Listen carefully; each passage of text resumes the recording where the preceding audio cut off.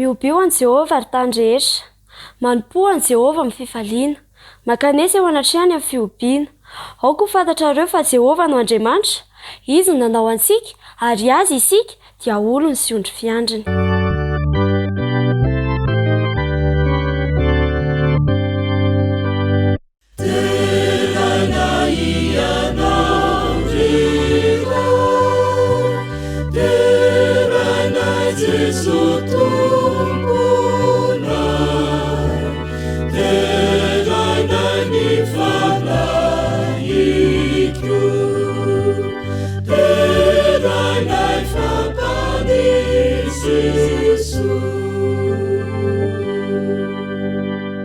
Vavaka isika, Andriamanitra ranay, ianao ilay Andriamanitra ivavahanay ankehitriny. Fitrotranao satria mbola velonay na afaka henon'ny teninao. Engana izany Jesosy mba hitondra hery vaovao fampahirezana ary fanavozana amin'ny fiainanay tonoana serina aminaranao zany. Amen.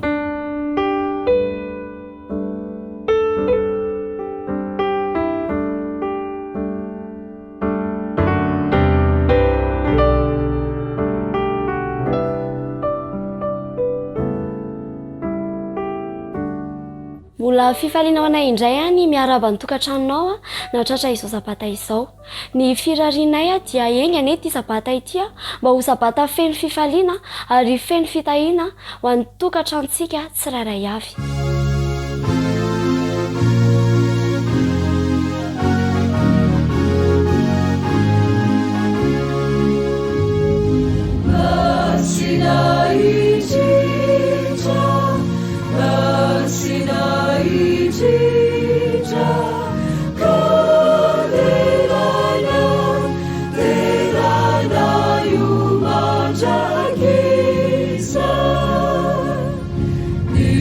Funa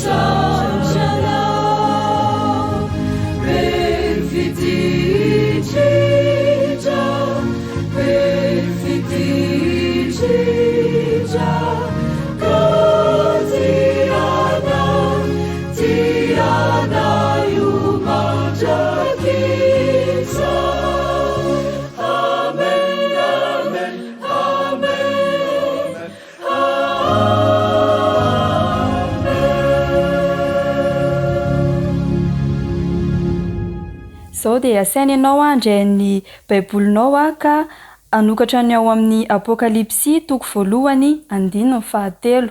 Apokalipsy toko voalohany andininy fahatelo ovakitsika amin'ny anaran'i Jesosy. Sambatra izay mamaky sy miaino ny tenin'ity faminaniana ity ka mitandrina izay voasoratra ao anatiny fa hatombotra ny andro. Hotohizantsika ao amin'ny Apokalipsy toko faha-efatra ambin'ny folo andininy faharoa ambin'ny folo. Apokalipsy toko faha-efatra ambin'ny folo andininy faharoa ambin'ny folo. Ovakiana amin'ny anaran'i Jesosy. Indro ny faharetan'olona masina dia izay mitandrina ny didin'Andriamanitra sy ny finoanan'i Jesosy. Hotahiana ny teny ahasoantsika tsirairay avy. Amen.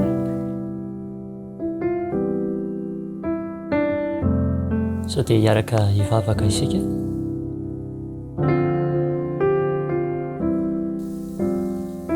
Lidera sy ny saotra dia ajary ny voninahitra dia asandratra eo anao mandrakariva Andriamanitra ray be fitiavanao satria ny fitiavanao ny famindramponao dia nomenao izao sabata izao izay ahafahanay mitsahatra. Ankehitriny Tompo dia mitalao ny famindramponao mandrakariva izay fa mpanota tsy mendrika, tsy tanteraka. Ka no lehibe ny fahasoavanao Tompo nangatany mandrakariva ny ran'i Kristy mba hamelanay ho afaka amin'ny tsy fahamarinanay sy ny tsy fahatanteranay rehetra. Ka mba ho voadino ny ran'i Kristy ny Tompo ny fonay izay maloto rehefa ho tana izay vitanay teo anatrehanao. Ka mba tsy hanatsiny ao anatrehanao izay ary amin'ny fiverenanao tsy ho ela ihany koa. Ankehitriny Tompo dia mivavaka manokana izay satria misy ny salama manaraka izao fandarana izao. Mety izy ianao Tompo mba ho balsama manasitrana ny tsy salama rehetra ankehitriny. Mangataka aminao ihany koa izay Tompo satria maro ireo namana izay vesaran'ny olana noho ny amin'izao fiainana izao koa dia mety manoloana fahakiviana ary mangataka izay Tompo mba ampahery azy ireny ianao ary hamany olana rehetra.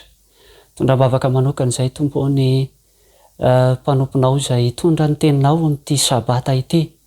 Mangataka izay Tompo ny fananao masina mba hitoetra aminy mandrakariva, hanositra ny molony ary hanome azy ny fahalalana sy ny saina avy any ambony ka mba ho tanonaka ny riny teninao an'izy rehetra mandray ny teny ary mba hiasa ao am-ponay mandrakariva hitondra hery sy fanoloran-tena ao anay hatrany ane ny teninao. ary indrindrandrindra hitondra fahasitranana ho anay amin'izao sabata izao.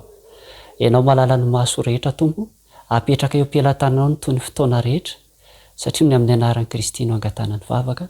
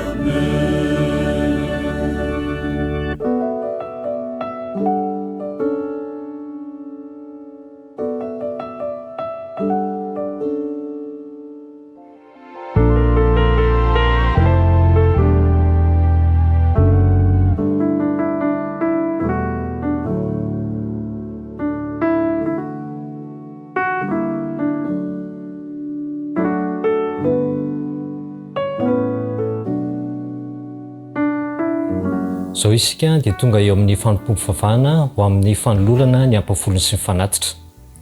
Koa saika ianao mba handray izany ny ampelantananao ary omeko fotoana vitsy ianao ahafahanao mitrotram-bavaka an'izany fanatitra sy ampafolony izay fanomananao izany. Ao amin'ny Mateo 7:20 ka ny 9:20 ka hatramin'ny 20 dia hoy Jesosy tamin'ny mpianatra: koa mandehana ianareo izy dia ataovy mpianatra ny firenena rehetra, manao batisa azy ho amin'ny anaran'ny Ray sy ny Zanaka ary ny fanamasina, sady mampianatra azy hitandrina izay rehetra nanditiko anareo, ary indro izao momba anareo mandrakariva ambara-pahatonga ny fataperan'izao tontolo izao. Eto ry havana dia misy baiko izay napetraka Andriamanitra tamin'ny mpianany, misy baiko izay nomen'Andriamanitra ho antsika tsiraray avy ihany koa, dia ny andeha hanao mpianatra ny hafa ho an'i Kristy, hitarika ny hafa mba hanolo tena ho an'i Kristy, ary hampafantatra azy ireo ihany koa, ireo rehetra izay nandidin'i Jesosy Kristy tamin'ny mpianatra ihany koa. Fomba mahomby indrindra teo amin'ny tantaran'ny fiangonana ny fanolorana ny fanatitra ry havana sy ny famerenana ny ampafolony ihany koa ho an'i Jehova. Fomba izay ahafahana manatanteraka n'izany iraka izany, satria voafaritra fa manerana ny firenena rehetra no anatanterahana n'ity iraka ity. Koa amin'ity sabata ity dia anatanteraka n'izany iraka izany isika amin'ny alalan'ny fanolorantsika ny ampafolony sy ny fanatitra. Ny zavatra mahafinaritra ao anatin'izany andininy izany dia rehefa manatanteraka n'izany iraka izay nampanaoviny Tompo izany isika, dia hoy izy eo amin'ny andininy 20 hoe: izao momba anareo mandrakariva ambara-pahatonga ny fataperan'izao tontolo izao. Omban'Andriamanitra ireo izay manatanteraka ny iraka izay nasain'ny Tompo ho tanterana manerana ny firenena rehetra. Koa amin'ity sabata ity dia asaiko ianao mba hanolotra izany ho an'Andriamanitra. Hiaraka hivavaka isika. Tompo tsara indrindra ary masina indrindra izay ny an-danitro, makasitraka ny amin'ny fitahinao rehetra izay narotsaka ao tamin'ny vahoakanao nandritra izay nemana izay. Misaotra anao ihany koa satria mbola nitarihan'ny fanamasina izay ka afaka nahatsapa fa anao ny ampafolony, ary afaka mahatsapa ihany koa ny adidy sy andraikitra izay napetraka ao taminay, dia ny hitarika ny hafa ho mpianatra ao. Koa ankehitriny Tompo dia manatanteraka an'izany iraka izany izay amin'ny alalan'ny fanoloranay an'ireto fanatitra ireto ho anao, ka raha izy izany ho antra mampofona manoloana sisa fiandrananao. Misaotra Ray, Zanaka, Fanamasina. Amen.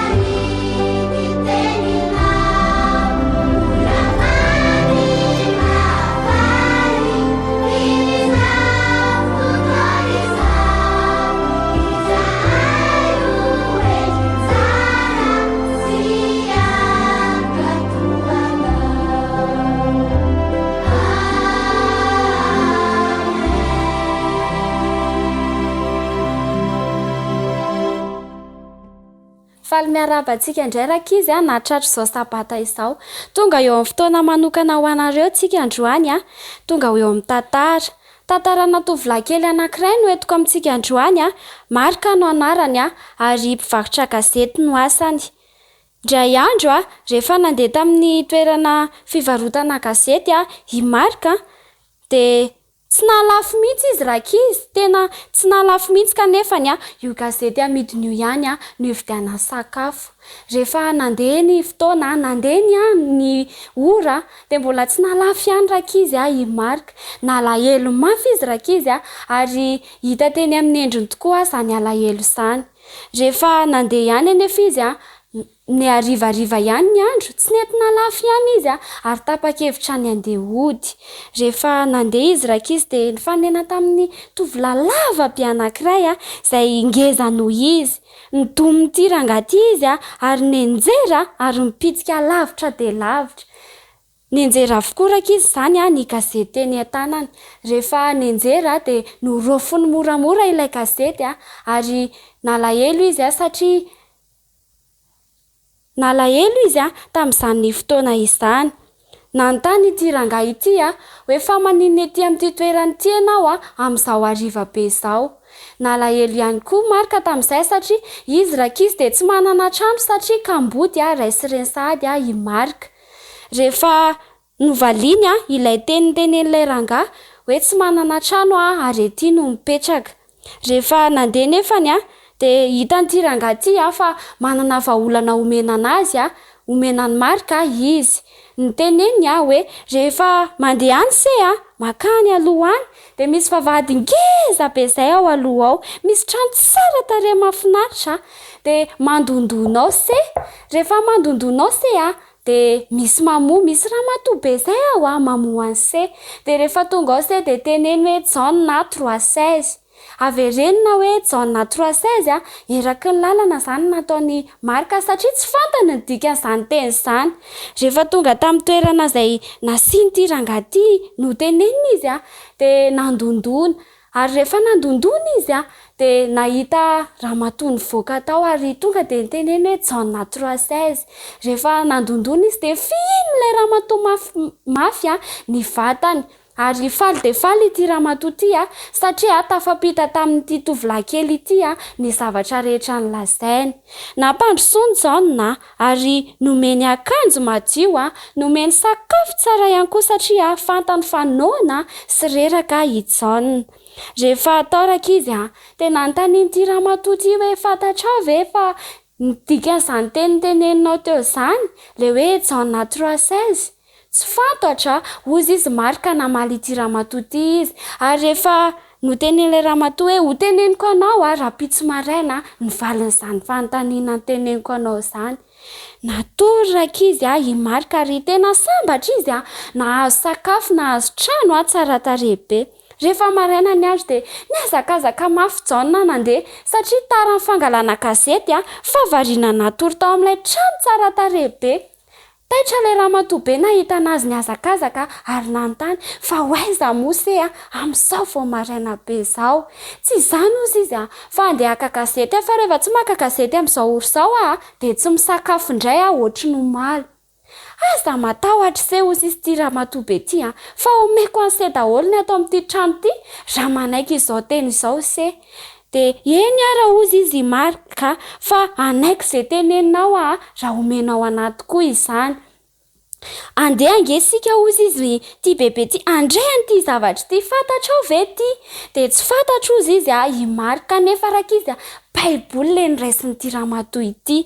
Niraisiny ny baiboly a dia namaky izay voasoratra tao amin'ny John 316 izy. Andeha nge asaiko koa nareo ankizy mba handray ny baibolinareo dia handray hijery izay voasoratra ao amin'izany John 316 izany. Ozy izy ny teny hoe fa itoy izao ny itiavan'Andriamanitra izao tontolo izao a, nomeny ny zanan'ilay tokana mba tsy ho very izay rehetra mino azy a fa hanana fiainana mandrakizay. Izany tokoa rakizy a no irian'Andriamanitra amintsika tsirairay avy mba handray anazy. Fa rakizy malala miantoka amin'ny fiainantsika mandrakizay a ny fahatokintsika amin'io toko sy andininy io. Andehitsika hanatsoaka lesona anankitelo a amin'izay tantara izay lesina voaloha-tsoa atsika dia mila matoky isika. Raha tsy natoky sy nino an'ity rangahy ity John Marka dia tsy nalala an'izany John 3 izany mihitsy teo amin'ny fiainany. Mila mamaky ny tenin'Andriamanitra ihany koa tsika rakizy satria ao ny ahafantarantsika an'izany John 3 sy ny tenin'Andriamanitra rehetra. Andeha sady nge hojerentsika indray ny Apokalipsy toko 1:7 hoe Apokalipsy toko 1:7. Manasa ny ankizy rehetra ihany handray ny Baiboly. Fa toy izao ny voasoratra ao amin'izany. Sambatra ny mamaky ny miaino sy ny mamaky ny tenin'ity faminaniana ity ka mitandrina voasoratra ao aminy fa atomotra ny andro. Dia iriko amintsika ankizy tsirairay avy mba samy hamaky ny tenin'Andriamanitra ary atoky hatramin'ny farany amin'ny fanarahana azy. Andeha hoentsika mbavaka izay teny rehetra izay hiaraka hivavakintsika. Andriamanitra misaotra anao izay namezanao izao tantara izany. Engany Andriamanitra mba handray lesona tokoa izay ary engany mba ho ampiarinay eo amin'ny fiainanay ankizy tsirairay avy izany. Dia izany ny riko sy angatahako amin'ny anaranao irery ihany Tompo. Amen.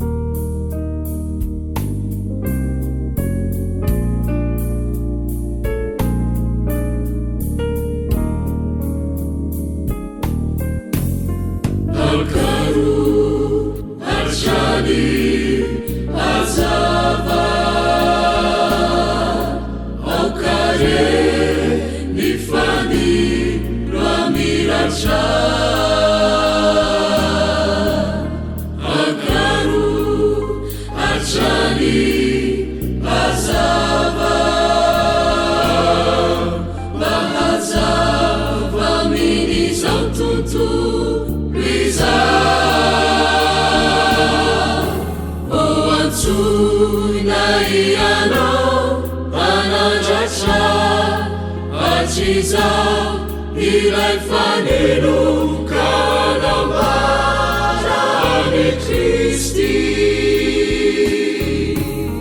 Lazao inyambajao Hanabue chantani Kristi aviami kieji Sivuni naisha Anjanchao ni masunao Mi umana izao Wavitiwela So Kristi Anjauna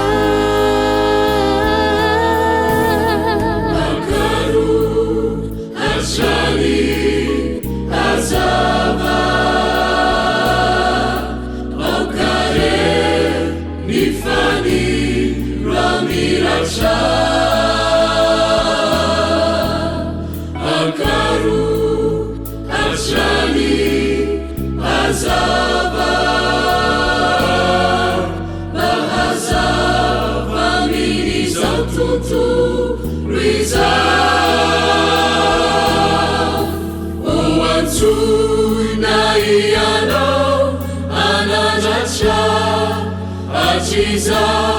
Ilai fanelukana marani Kristi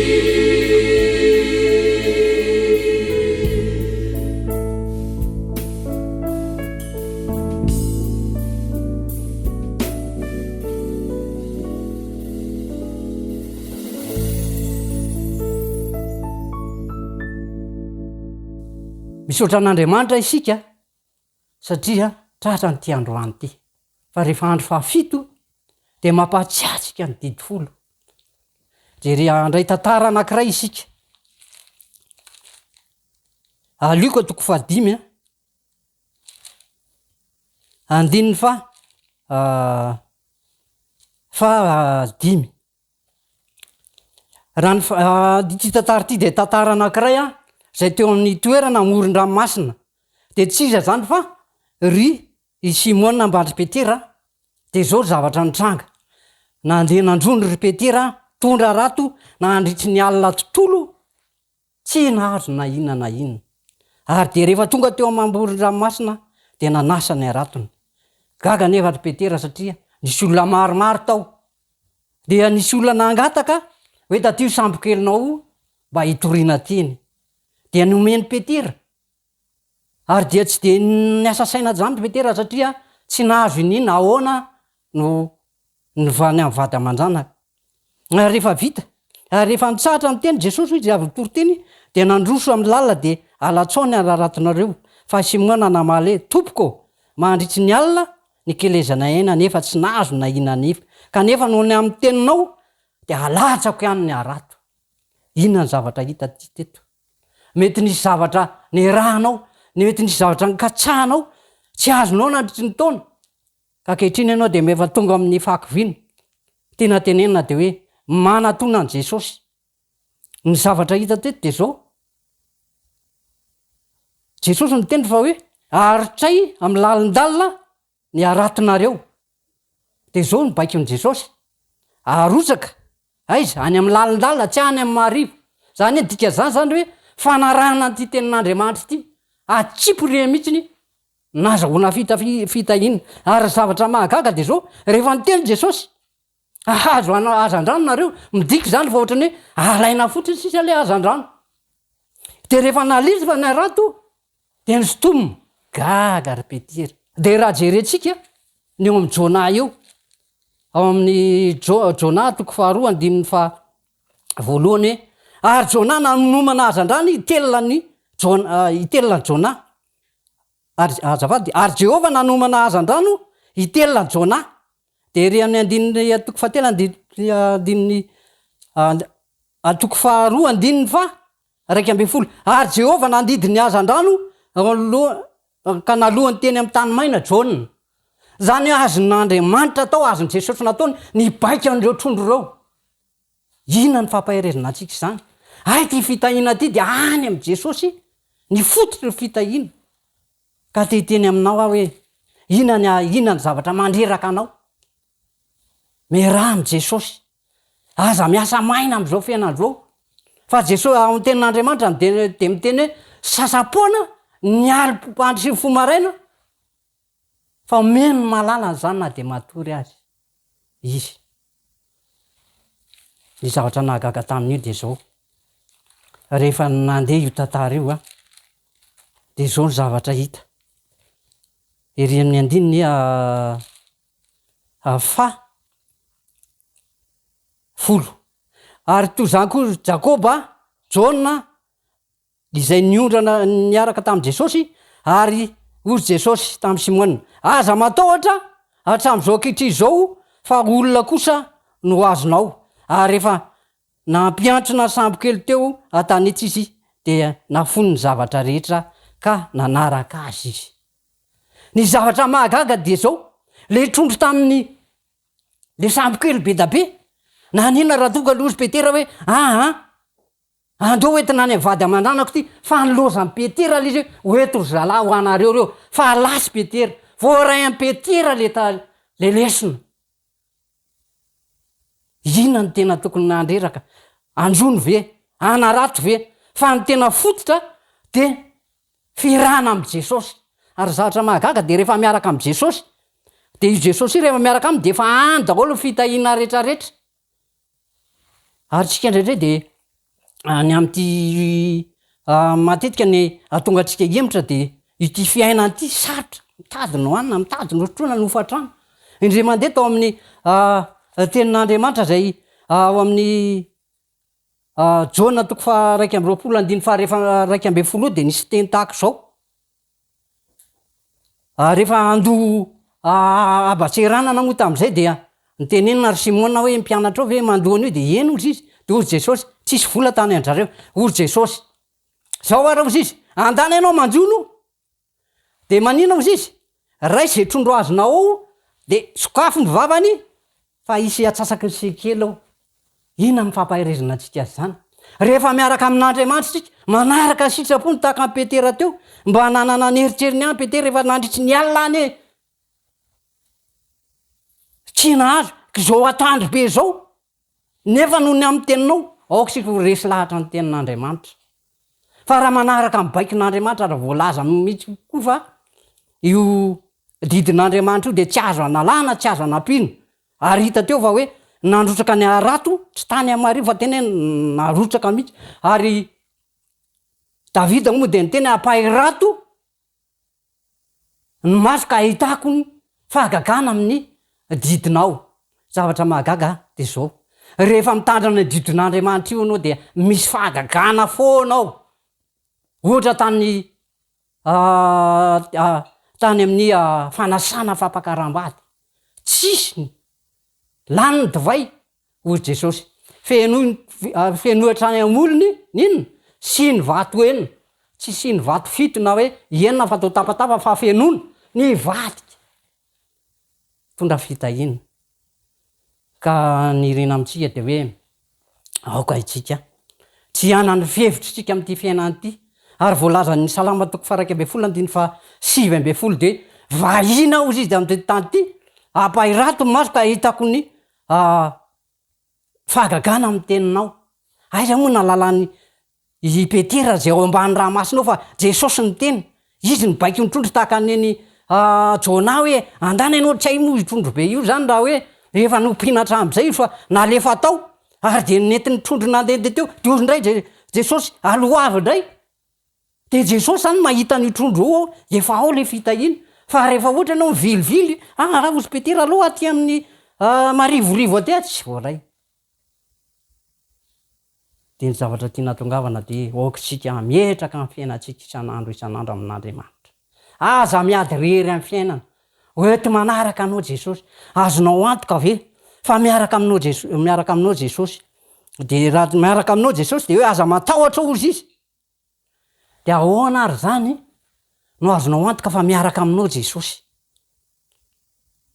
de zao andeha Matteo toko fa 7 ambe folo Matteo toko farapolo andiny fa 7 ambe folo fa 7 ambe folo ko mandeana anareo atao mpianatra firenena rehetra de le ria farany ry indro zao momba anareo mandrakariva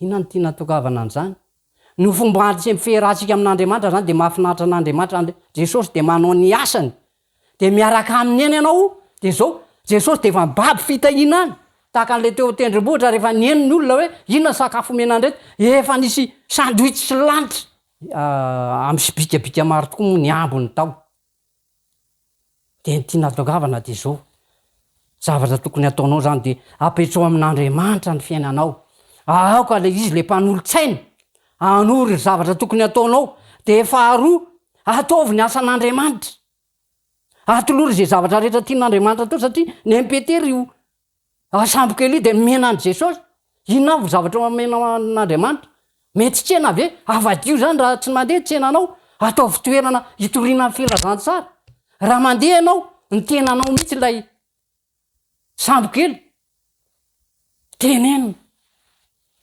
mandrakariva ny teniny Jesosy fa ombanao mandrakariva Jesosy ary hitatsiva gagitsika zay le ka tsao aloha fanjakany sy famarinany de anampy anareo zany rehetra izany rehefa apetrakitsika amin'Andriamanitra ny fiainatsika manao ny asan'Andriamanitra atsika tolotsika de gaga isika ary fitahina tsy mila tedavina tsony fa efa manin'Andriamanitra manaraka avy eo fa ny olana amitsika de lasa sakana amin'ny fiainatsika ireo zavatra rehetrarehetra satria nanao zavatra amin'ny fandisitsika ny ara-panalo vao ny aranofo fa ny ataotsika de atao amin'ny aranofo ato reraka isika mitady andro amanala tsy hita zay eo ary zavatra te ankatatsika ro izy Jesosy tsy azotsika tsy nitrondro problème fa ny fahazahoana Jesosy eo amin'ny fiainatsika fa rehefa azo amitsika Jesosy de niazakazaka Peterana janony daholo ary taka le vehivavy teo ampatsakana koa rehefa nahita fa ty Jesosy navela ambany sizy de lasa izy niakatra nitory filazantsara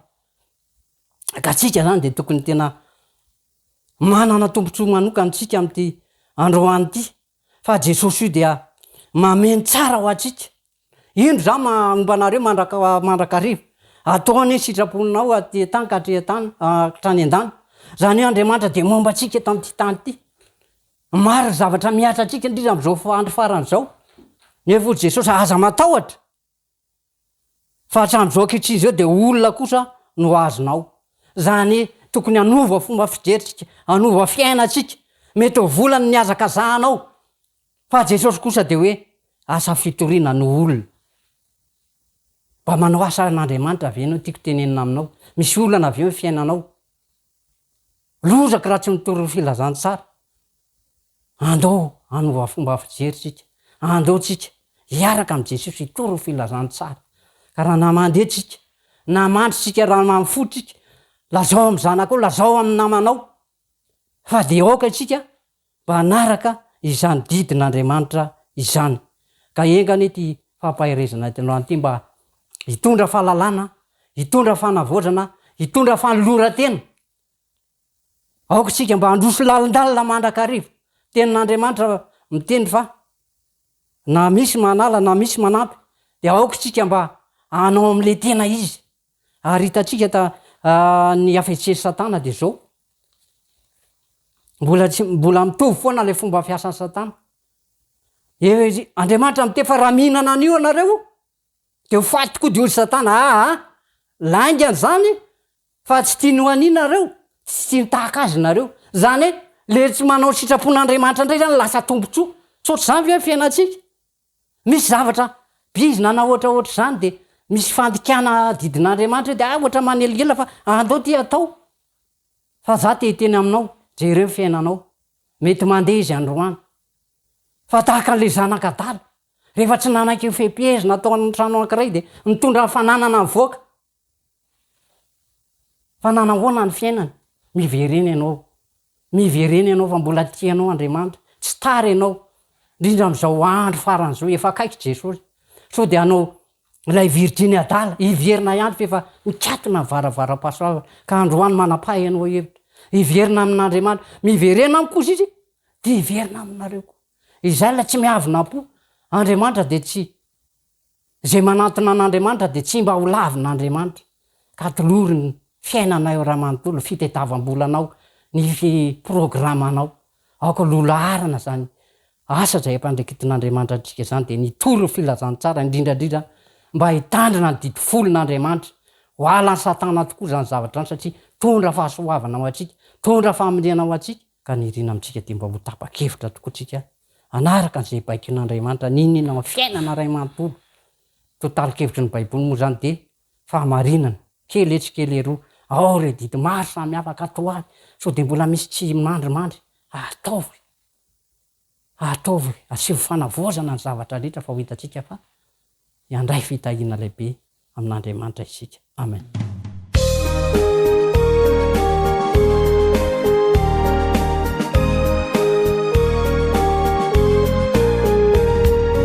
Jero mazava eo andala-teny, ny teninao iray andanitra, ny talikany dia ny olombeny, ho ao an-tany mafinaritra.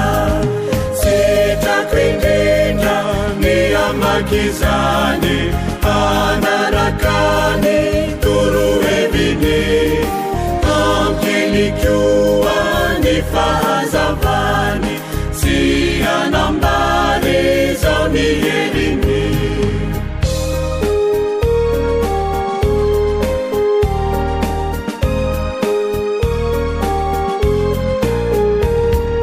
Fandrika maro no mivelatreny, andalana izay dia avekio, nefa matoky findroreny teny, dia mitsilo ny finoako. Sitrako indrindra ny amak'izany, anaraka ny toroheviny, ampielikoa ny fahazavany, sy anambary zao ny heliny.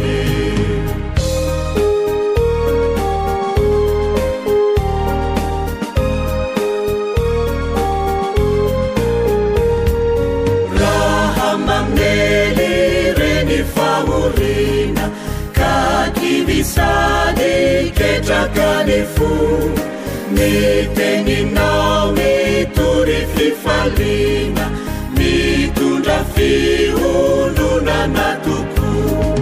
Sitrako indrindra ny amak'izany, anaraka ny torohe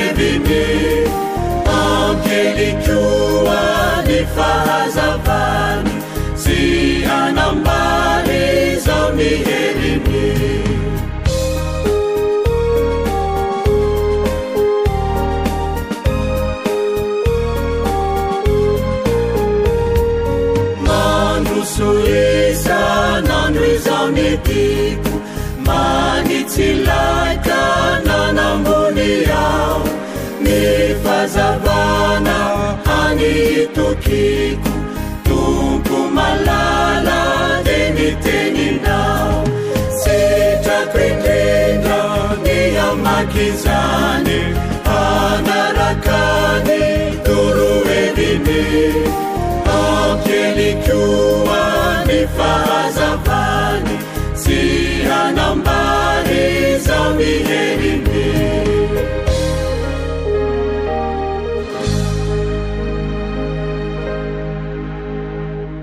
vavaka isika Andriamanitra rainay eo sotranao satria mbola velona trapananara zay sotrany amin'ity didinao fitandremana ny didinao ty mitondra fahasoavana manay io fa tsy sanatry mitondra fanonjonana ho ny hafa ary mitondra fitahina ho anay ary indrindrindra koa ny fiainanay dia ny baikinao Jesosy io mba hitondra fahakerezina ho anay aoka ny fiainanay tsy andeha amin'ny sainay sy ny herinay sy fahaizanay zay fa iandro baika aminao ka zay rehetra taonao dia mba katoavinay arak'izay tenenanao azy satria tonoana sirina aminaranao zany amen